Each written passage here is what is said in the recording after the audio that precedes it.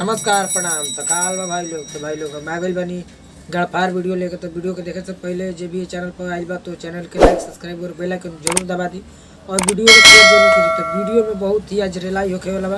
तो वीडियो के देखे से पहले अपना अपना कान में ईयरफोन चाहे लीड लगा लियो लोग, कैसे कि वीडियो में बहुत छेदी होखे वाला काट के आज के बकचोदी।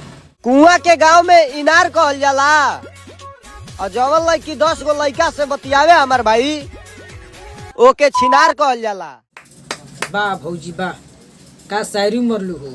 अच्छा ये बताओ, जोन 10 गो से बतियावे ओके तो छिनार कहल जाला, आ जोन 2-3 गो से मरवावत होके ओके का कहल जाला भौजी? ना करी बहिनी के हमारा शायरी सुनो सुनो हमारा दिमाग पगला गइल बा। तोरी बहिनी के तोनी के पेली तनु भौजी, तू ठंडाइए जइतू शायरी बोलत तड़ू।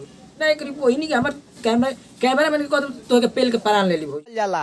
जोरे तोरा माई के जेकरा के मन करे दे।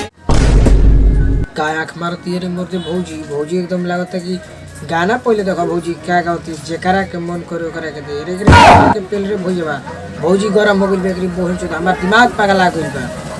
बोहिन चुका ऐसा गाना सुन के हमार दिमाग पगला गइल बा। भाई लोग का बताएं, हमार मन तो करता है कि भौजी कूद के पेल दी प्राण छोड़ दे।